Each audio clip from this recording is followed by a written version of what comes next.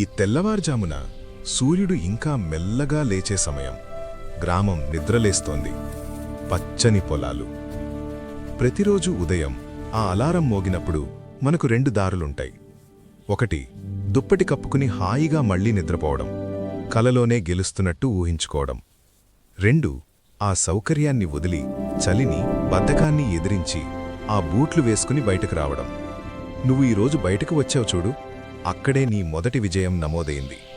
ఎందుకంటే ప్రపంచంలో సగం మంది ఇంకా నిద్రలోనే ఉన్నారు. నువ్వు మేల్కొన్నావు. కానీ నిజం చెప్పాలంటే పరుగు అంత సులభం కాదు. మొదటి కిలోమీటర్ బాగుంటుంది, ఉత్సాహంగా ఉంటుంది. కానీ దూరం పెరిగే కొద్దీ కాళ్ళు బరువుగా మారతాయి. ఊపిరి అందదు, గుండె వేగంగా కొట్టుకుంటుంది. నీ మెదడు నీతో అబద్ధాలు చెప్పడం మొదలుపెడుతుంది.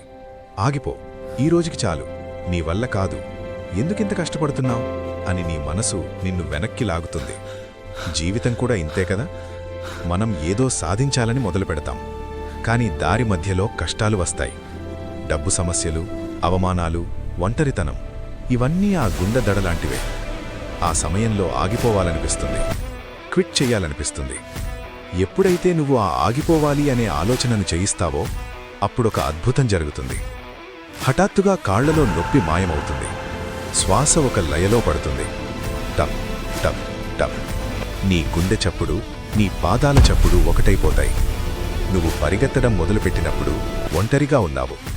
కానీ ఇప్పుడు చూడు, నీతో పాటు ప్రకృతి ఉంది, వెలుతురు ఉంది, ఒక కొత్త శక్తి ఉంది. ఈ 10 నిమిషాలు లేదా ఈ 10 కిలోమీటర్లు కేవలం శారీరక వ్యాయామం కాదు, ఇది నీ మనస్సుకి శిక్షణ.